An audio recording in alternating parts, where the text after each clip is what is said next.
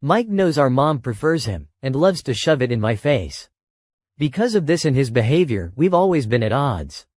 He's spoiled, a brat and an awful human. I can't remember how many times I ended up in trouble for things I did better than him or for things he framed me with. His only talent are his football skills. He won a scholarship to a nice college out of state. My parents didn't spend a dime on my education because apparently my fund had been used to cover expenses after a fire, just for me to discover years later that said money were given to Mike to buy a car and a house. It's at public university that I met Lucas.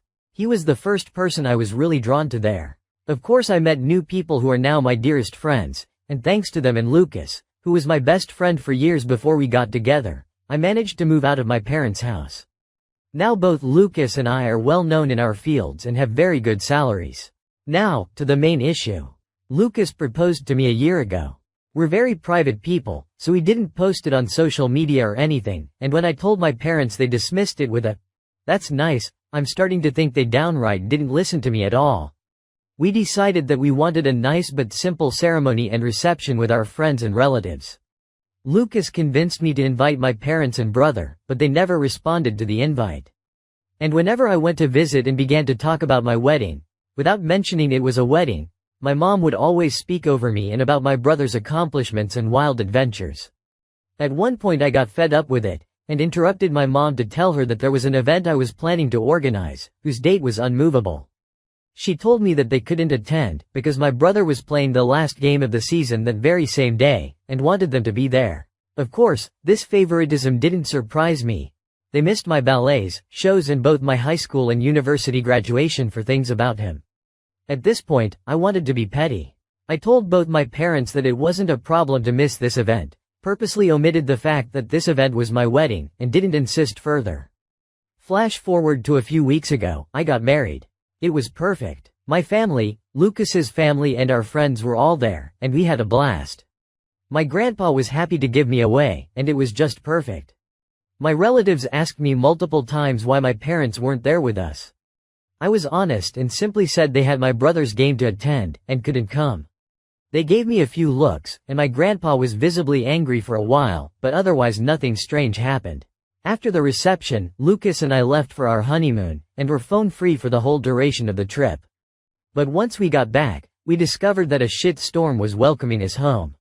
I turned my phone on, and was unable to even unlock it before a storm of notifications popped up.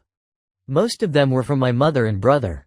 Mike called me all sorts of nasty names and insulted me because, apparently, one of my paternal aunts posted the photos of the wedding on Facebook, and captioned it with a very obvious dig at my parents, especially my mom, for missing the wedding. The post apparently went viral in my parents' community, and they've been publicly shamed for their mistreatment of me. It also turns out that my grandpa personally visited my parents to go on a tirade to shame my father, his son, to the point of tears. And this seemed to be my father's breaking point, because he was so distraught for missing his only daughter's wedding and for his father's disapproval, that he finally rebelled against my mom and is threatening divorce unless she makes it up to me. I think that's the reason why my mom has been spamming my phone with messages, at first insulting and threatening and then downright pitiful, full of begging and pity parties. Now I'm at home with my husband, deciding how to approach the situation. Most of my relatives, even those I didn't invite to the wedding, reached out to apologize for what I went through and to claim they had no idea this was happening at home. Can't blame any of my relatives. They all live with my grandpa on the other side of the country or in another state. But my mom's sisters and friends are belittling me for not telling my mom about the wedding, because now she's inconsolable at the thought of having missed my wedding. Personally, I think she just claims that to save face, but I'm not sure. The latest messages from my father and mother seem extremely saddened and hurt for missing my wedding. Now my family is divided on three fronts.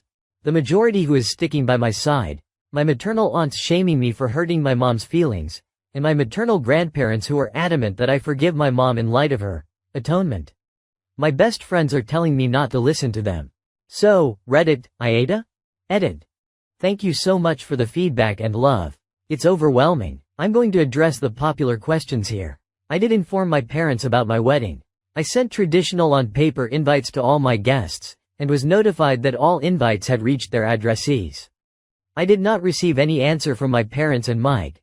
a few very distant relatives, and some people on Lucas's side. I did reach out to all of them through message to double check, and those who hadn't replied told me they couldn't come. I asked my parents and brother via text, but they didn't respond. I was left on read. Knowing them and given all the things I had to plan, I didn't bother insisting. I didn't repeat the date of my wedding because I had already been told there was my brother's game. Plus, every time I insisted on highlighting my celebrations to get an answer, I was always told that it wasn't that important and to not be pissy and a bother. Because some things were simply more important than me. At this point I think it's fair for me to not insist anymore. It's not worth the effort. I didn't keep my wedding a secret.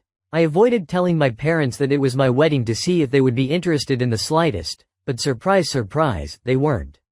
Despite this, I did openly talk about my wedding with my aunts and uncles. My mother was in the room with us a few times when I discussed venues or dress shops with my aunt, the FB post one. But sometimes mom was on the phone, and other times she was just chatting with other people. She never paid attention. When I talked about it during reunions, she smiled and said, "That's great, dear," and then would change the subject. Radio silence on Dad and Mike. I kept in contact with them because, well, all the times I tried to go NC in the past years have been harassed. I tried after my HS, bachelor's and master's graduations, to which they never bothered to show up for reasons involving my brother. Every time I was shamed for daring to turn my back on family by my parents, my brother, my maternal aunts and my maternal grandparents. I think the turning point here is that, all those times, Lucas wasn't by my side. We started dating a little after my last attempt at going NC, and, now that I have him here, I feel more confident in my stance.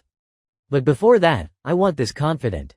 As I already stated, all my paternal side lives on the other side of the country and wasn't aware of how they treated me. I did try to expose my parents once, at 14. My aunts, uncles and grandpa reprimanded them, they faked being sorry, and then once home I got the beating and gaslighting of my life for lying. After that, Elle kept in contact regularly with my paternal side, but omitting my parents' abuse out of fear, which TBH still haunts me to this day. Only Grandpa knew, but he was always threatened to be alienated from me if he tried anything. My parents and I are not from the same city. I live in a city an hour drive from my parents' small town, and they don't know my new address because once, my brother tried to break in my apartment to steal some cash and my mother backed him up, claiming that siblings share their goods. Now I moved, and I'll be sure not to tell them where I live. My parents didn't buy my brother a car and a house before he even started high school. They bought him a car for his 16th birthday, and a house near his college when he began freshman year. They didn't spend the money of my fund right away, they just lied to me to use it later for my brother, keeping it stored for later in the meantime. Update. First of all, I want to thank all those who were interested in my story, and those who wished me and my husband a happy life. I am beyond grateful for your reassuring messages, and your love and feedback. The response was overwhelming and beyond what I ever thought it could be. I love you all so much. If I've missed a few details in the OG post, it's because I was overwhelmed and crying my eyes out because of my family's harassment. You are not forced to read my story, or think it's true, but I think keeping the smallest amount of decency would be nice. Oh, and before diving in the update, let me clarify a few things. Yes, the invitation specifically stated it was a wedding. No excuses. My maternal side of the family didn't come to the wedding. I'm sorry, I didn't make that clear in the OG post. Most of them were busy, and the others just gave me excuses to send a gift but not come. That's it. Don't ask me why they didn't discuss my wedding with my mom, it's not like I live in their brain. My mother's atonement is the fact that she apologized via text. Now onto the update. Things have been a little crazy this past week. I got off of Reddit for a couple of days to gather my thoughts. Then, I had a lengthy conversation with Lucas about how to proceed. He's been my rock, and I don't think I could ever love him more than I already do. My parents were always a taboo topic, but he hit me with a brutal reality check that I absolutely needed. We reached the conclusion that the fact I kept in contact all this time, stuck around and couldn't go NC, isn't healthy. I've realized that, the reason I never fully went NC, was that deep down I just wanted their approval, even now, for once. Pathetic, I know, but it's like a drug, being with my parents. They can be loving, funny, caring and warm, until they're not. The little love they give makes you crave for more, and you want their approval so badly you destroy yourself. But that's enough. I promised myself that things are going to change. I've thought about it, and decided to start therapy, and to go and see with all those who made an issue about this situation, for good this time. After the days dedicated on reflecting on how I feel, I ended up messaging my father to tell him that, if he wanted to talk, I would meet him, Mom and Mike in a neutral location the following day. He immediately replied and agreed, and we met at the park. My father's sisters and brother accompanied us for damage control. My father looked distraught and as if he had been crying for a while. My mom looked the same, but I think it was more out of anger and embarrassment. My brother looked annoyed. I told the three of them about how their behavior and preference in regards of my brother always hurt me, and that their abusive behavior made me realize that I didn't want contact with any of them again after that meeting. My mother tried to cut me off multiple times, but my aunt, the one who posted on FB, shut her up every single time. When I asked them why would they treat me this way, they didn't know what to say. My father kept crying and apologizing without giving me an answer, and my uncle reprimanded him for it. My mother seemed as if she was asking herself that for the first time, but well, in the end she just said that she simply disliked me. Plain and simple. And my brother? He just liked the attention and making me miserable as some kind of sport. I went on with my questions. When I asked why they never responded to my invite, they claimed to have never received one. I showed them the texts, but they denied receiving them. And well, it turns out that they hadn't, in fact, received my wedding invitation. When it arrived to their house, they weren't there. The only one in the house was my brother, who had come visiting for the weekend. He saw the invite and, as many of you guessed, ripped it up and trashed it. And then, when I texted my parents, he deleted the messages. Wasn't hard to do. According to him, they kept my chat archived and didn't get the notification. So, my parents never actually got a formal invitation. I was just distraught. I asked Mike why would he do that, and he just shrugged, and claimed that it wasn't as important as the stuff they had in program anyway. I had to stop Lucas from punching him in the face. Strangely enough, my parents were upset, and started reprimanding him. He actually began to throw a tantrum and cry crocodile tears, and I must admit that I was kind of satisfied. But then my mom claimed that all was resolved, there was no need to fuss over a misunderstanding, and it was time for me to clear their name.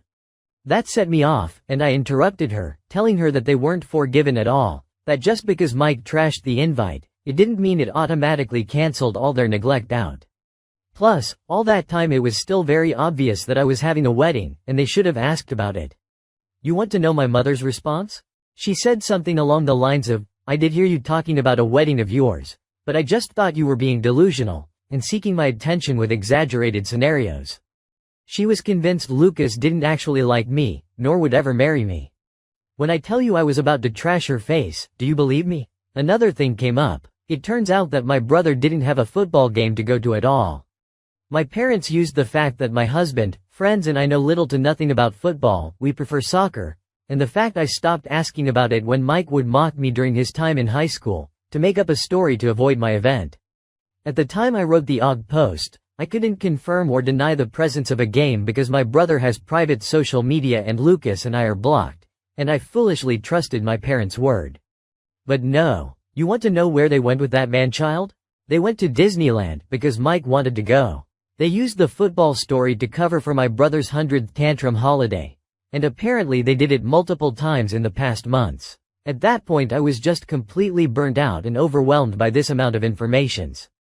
The fact that I had been fooled this badly, that I was so gullible, genuinely made my blood boil, and I snapped. I stood up, and told my father he was a sad, weak man, unable to stand up for his kids unless his wife approved of it. I told my brother he was a little dipshit, a poor excuse of a man that will not accomplish anything in his life and that he'll always live like the leech he is, babied to the point of uselessness. And to my mom, I told her that she was the worst narcissist, pathetic, little woman on the earth, that she didn't even deserve to be addressed and judged for her irrelevance. That not even God could help her out because she is just too rotten. Harsh, I know. My mother shot up from her seat to scream at me halfway through my rant to her, but I was just too mad. I shouted at her to shut the fuck up and sit down and listen for once. She got so mad, it felt like steam was coming out of her ears. I don't remember much after that, just that I kept talking.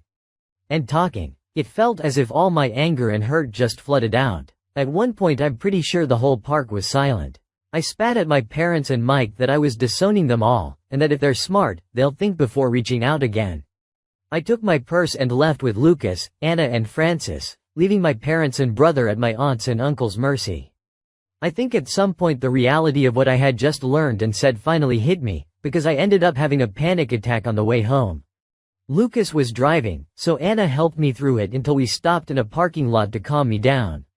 I am beyond grateful for their help. Once home, I just fell on the bed and went to sleep. I really wanted to go with you guys' advice, and post the whole thread on FB, but given my work and career I couldn't expose myself like that. One thing is sharing my story from an anonymous throwaway on Reddit, the other is on FB, with my name and face plastered everywhere. I couldn't go down that path. Instead, I did something better. I made a folder with all of my mother's insults, messages and awful comments, and sent it to the woman in charge of my mom's church. It's a tight-knit community my mom worked her ass off to enter in, but that is also extremely judgmental, and being shunned by them is a death sentence. And well, that's exactly what happened. Just like clockwork, the scandal spread like wildfire, going out of the church and reaching the rest of the small town. You can imagine what this means for my mother and father.